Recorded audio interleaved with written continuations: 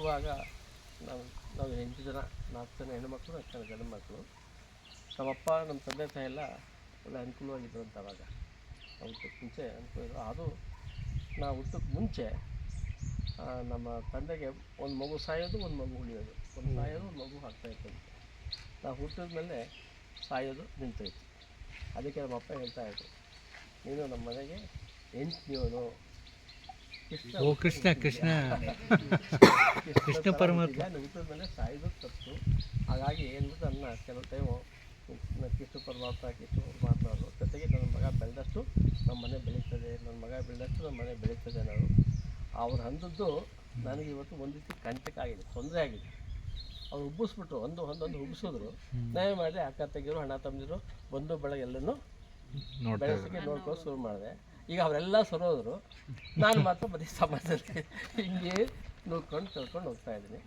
ಆದರೆ ಈ ಮಗಳು ನಮ್ಮ ಹೆಂಡತಿ ಎಲ್ಲ ತುಂಬ ಸಹಕಾರ ಮಾಡ್ಕೊಂಡು ಹೋಗ್ತಾ ಇದ್ದಾರೆ. ಅದರಿಂದ ಏನೋ ಹೆಂಗೋ ಮಾಡ್ಕೊಂಡಿದ್ದೆ. ಜೊತೆಗೆ ಎಲ್ಲಕ್ಕಿಂತ ಹೆಚ್ಚಾಗಿ ಯಾವ ಭಾಗ್ಯಕ್ಕಿಂತ ದೊಡ್ಡ ಭಾಗ್ಯ ಆರೋಗ್ಯ ಭಾಗ್ಯ. ಏನೋ ಹಿರಿಕರ ಆರೈಕೆಯಿಂದ, ಸ್ನೇಹಿತರ ಇಂದ ನನಗೆ ಆರೋಗ್ಯ ಪರವಾಗಿಲ್ಲ, ಅದೇ ತೊಂದರೆ ಇಲ್ಲ. 73 ವರ್ಷ ಈಗ ನನಗೆ. ನೋಡಿದವರೆಲ್ಲ ಹೇಳ್ತಾರೆ, ಈಗ 50 ವರ್ಷವೂ ಆಗಿಲ್ಲ ಅಂತಾರ. ಅಷ್ಟೊಂದು ಓಡಾಡ್ತೀನಿ. ಬೆಳಿಗ್ಗೆ 5 ಗಂಟೆಗೆ ಎದ್ದರೆ ರಾತ್ರಿ 12-12 ಮಲ್ಕೊಳ್ಳೋದು. ಬೆಳಗ್ಗಿಂದ ಸಾಯಂಕಾಲ ತನಕ ತುಂಬ ಕೆಲಸಗಳನ್ನು ಓಡಾಡ್ತೀನಿ.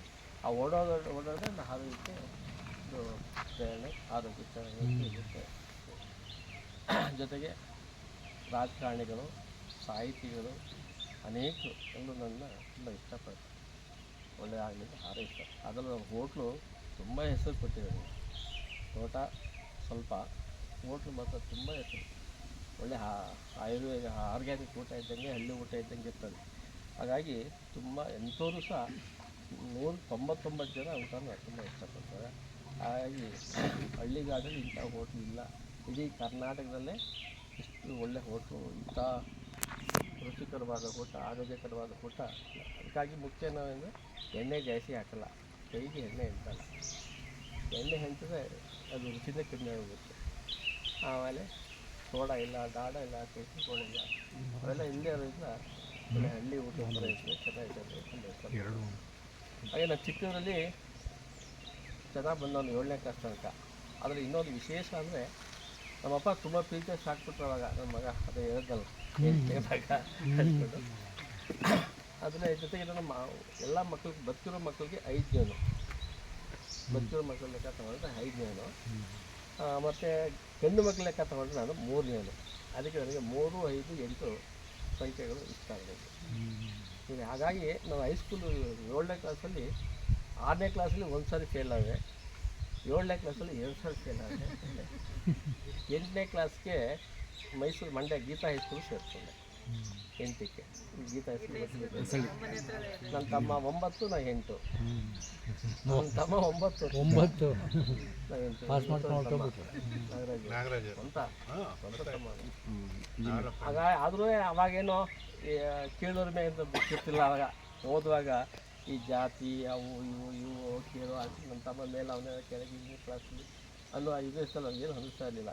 ಆಮೇಲೆ ಅನಿಸೋದು ಬೆಳೆದ ಮೇಲೆ, ಅವ್ನು ಮುಂದೋಟೋದ, ನಾ ಹಿಂದೆ ಇದ್ದೆ, ಹಂಗಿದ್ದೆ. ಆಮೇಲೆ ಹೈಸ್ಕೂಲ್ಗೆ ಹೋಗುವಾಗ ಅವಾಗ ತುಂಬ ಚೆನ್ನಾಗಿತ್ತು. ಹೈಸ್ಕೂಲ್ ನಾವು ಹೋಗ್ತಿದ್ದಂಗೆ ಸಮಸ್ಯೆಗಳು ಜಾಸ್ತಿ ಆಯಿತು. ಊಟಕ್ಕೆ ತುಂಬ ಕಷ್ಟ, ಪುಸ್ತಕ ತೊಗೊಳ್ಳೋದು ಕಷ್ಟ, ಬಟ್ಟೆ ಬರೀ ಪ್ರತಿಯೊಂದು ಕಷ್ಟ ಇದು.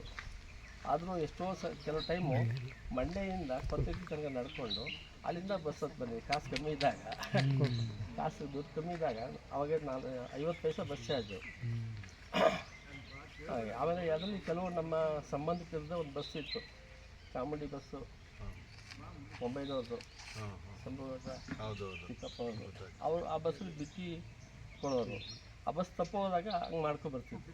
ಬಸ್ ಇದ್ದಾಗ ನಮ್ಮ ಮಾವವ್ರದ್ದೇ ಬಸ್ಸದು, ಅಲ್ಲಿ 4 ಗಂಟೆಗೆ ಬಿಡೋದು. ಅಪ್ಪಿತಪ್ಪಿದ ಬರ್ ಲೇಟ್ ಆದಾಗ ಹಂಗೆಲ್ಲ ಮಾಡ್ಕೊಬರ್ತಿದ್ದೆ. ಕೆಲವು ಟೈಮ್ ಸೈಕಲ್ ಹೊಡ್ಕೊಂಡು ಬರ್ತಿದ್ದೆ ಅಲ್ಲಿಂದ ಇಲ್ಲಿಗೆಲ್ಲ. ಹಂಗೆಲ್ಲ ಆಗಿ ಓದುವಾಗ ಆಮೇಲೆ ಹೈಸ್ಕೂಲು 7 ಫೇಲ್ ಆಗಿದ್ದಲ್ಲ. ಹೈಸ್ಕೂಲ್ಗೆ ಹೋದ್ಮೇಲೆ ಎಲ್ಲೂ ಫೇಲ್ ಆಗಲಿಲ್ಲ. ಡಿಗ್ರಿ ಮಾಡ್ತಾ ಅಲ್ಲಿ PUCಗೆ PS ಕಾಲೇಜ್ ಸೇರಿಕೊಂಡೆ. ಅಲ್ಲಿ ನನಗೆ ಜೋಬಲ್ಲಿ ₹1 ಇಲ್ಲ, ₹5 ಇಲ್ಲ, ₹10 ಇಲ್ಲ. ₹5 ನೋಡೋ ಸಮಯ ಇಲ್ಲ ಅವಾಗ. ಅವಾಗ 72ನೇ 73 74ರಲ್ಲಿ ನಮ್ಗೆ ₹5 ನೋಡೋದೇ ಕಷ್ಟ ಆಗ್ತಿತ್ತು. ಅಂಥ ಟೈಮಲ್ಲೂ ನಮ್ಮ ಕ್ಲಾಸು ನಮ್ಮ ಸ್ನೇಹಿತರುಗಳೆಲ್ಲ ಸೇರಿ ನನ್ನ ಕ್ಲಾಸ್ ರೆಪ್ರೆಸೆಂಟಿವ್ ಮಾಡಿದರು. ಅವಾಗ ಯೂನಿಯನ್ ಇತ್ತು ನೋಡಿ. ಹಾಗಾಗಿ ಹೋದೆ. ಅದು ಮುಗಿಸ್ಕೊಂಡು PUC ಮುಗಿಸ್ಕೊಂಡು ನಮ್ಮ ಮೈಸೂರಿಗೆ ಡಿಗ್ರಿಗೆ ಹೋದೆ. ಸಬ್ ಇನ್ಸ್ಪೆಕ್ಟರ್ ಆಗಬೇಕು ಅನ್ನೋ ಆಸೆ ಇತ್ತು. ನಮ್ಮ ದೊಡ್ಡಪ್ಪ ಒಬ್ಬರು ಸಾಕಾಗಿಸ್ತಾಯಿದ್ರು, ಆಸೆ ಇತ್ತು. ಆದರೆ ಅಲ್ಲಿ ಕ್ರಿಮಿನಾಲಜಿ ಸೈಕಾಲಜಿ ಪಟ್ಟಿಗೆ ಸೇರಿಸಿತ್ತು. ಕ್ರಿಮಿನಾಲಜಿ ಸೈಕಲ್ದು ಸಬ್ ಇನ್ಸ್ಪೆಕ್ಟ್ರಿಗೆ ಒಳ್ಳೆಯ ವಿದ್ಯಾರ್ಥಿ. ಆದರೆ ಅಲ್ಲೂ ಒಂದೇ ಸಲ ಪಾಸ್ ಮಾಡಿದೆ.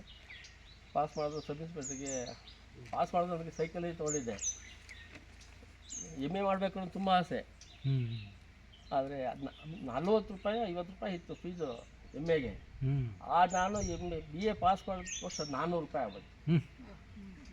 ಫೀಸ್ ಕಟ್ಟೋಕ್ಕೆ ಕಾಸಿಲ್ಲ. ಹಾಗಾಗಿ ಬಿಟ್ಬಿಟ್ಟು ನಮ್ಮ ಸ್ನೇಹಿತರು ಒಬ್ರು ಇದ್ದರು, ಅವ್ರಿಗೆ ಹೇಳ್ಬಿಟ್ಟೆ ಕೆಲಸ ಕೊಡಿ ಎಲ್ಲರೂ ಅಂತ. ನಾವು ಎಲ್ಲೋ ಒಂದು ಬಟ್ಟೆ ಅಂಗಡಿನೋ ಅಥವಾ ಒಂದು ಕಾಫಿ ಪುಡಿ ಅಂಗಡಿನೋ ಅಥವಾ ಇನ್ನೊಂದು ಎಲ್ಲೋ ಚಿಲ್ಲರೆ ಅಂಗಡಿನೋ ಕೆಲಸ ಸೇರ್ಕೊಂಡು ಅಷ್ಟಿತ್ತು. ನಮ್ಮ ಮನೇಲಿ ತುಂಬ ಕಷ್ಟ ಆಗುತ್ತೆ ಆ ಟೈಮಲ್ಲಿ. ನಮ್ಮ ತಂದೆ ತಾಯಿಗೆ ಜೀವನ ಮಾಡೋದೇ ಕಷ್ಟ ಆಗುತ್ತೆ. ಹಾಗಾಗಿ ನಮ್ಮ 3 ಜನ ಒಟ್ಟಿಗೆ ಓದ್ತಿದ್ದ, ಅಮ್ಮಣ್ಣ, ನನ್ನ ತಮ್ಮ, ನಾನು ನಾಗರಾಜು. ಈ ನಮಗೆ ಸುಗ್ಗಿ ಟೈಮಲ್ಲೇ ಅನ್ನ ಮುದ್ದೆ ಟೈಮಲ್ಲಿ ತುಂಬ ಕಷ್ಟ ಅನ್ನಕ್ಕೆ. ಕೆಲವು ಟೈಮ್ ರಾತ್ರಿ ಟೈಮ್ ಮುದ್ದೆ ಕುತ್ತಿಸ್ಬಿಡೋರು. ನಮ್ಮ 3 ಜನ ಬಾಗಿಲು ಹಾಕ್ಕೊಂಡು ಮುದ್ದೆ ಊಟ ಮಾಡೋವು. ನಮ್ಮ ಅಣ್ಣ ನನ್ನ ತಮ್ಮನೆಲ್ಲ ಮುದ್ದೆನೇ ಊಟ ಮಾಡೋರು.